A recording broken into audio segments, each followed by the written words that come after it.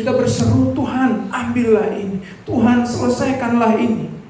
Ada hal-hal yang menjadi pergumulan kita, jadi duri dalam daging kita. Kita berseru, Tuhan selesaikanlah ini, ambillah ini Tuhan, ubahkanlah ini Tuhan. Tetapi Tuhan tidak kerjakan.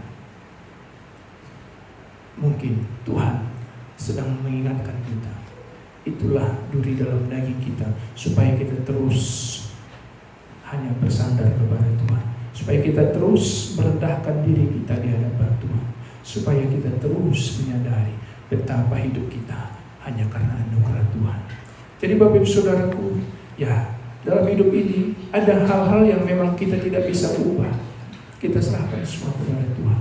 Memang Tuhan tidak ingin mengubahnya, supaya itu menjadi pengingat bagi kita. Kadang-kadang kita pengen dalam hubungan kita, Tuhan ubahkan dia, tapi Tuhan tidak ubah.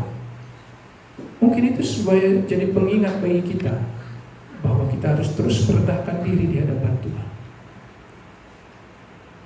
Ubahkan keadaanku Tuhan, ubahkan kelemahanku kadang-kadang, tapi kita berdoa, tapi Tuhan tidak ubahkan.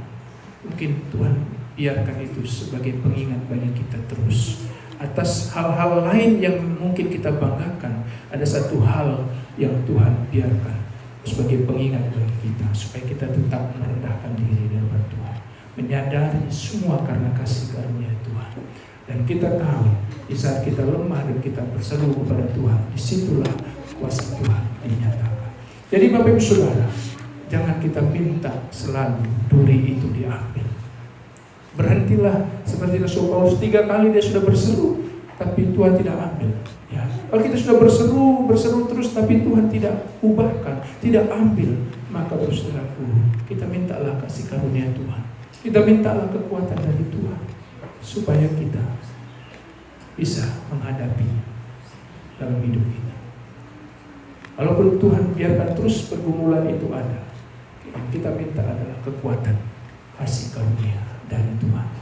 Puji Tuhan Bapak Ibu Saudara, ini sedikit firman Tuhan bagi kita. Mari kita terus belajar dalam hidup kita, agar kita selalu merendahkan diri di hadapan Tuhan.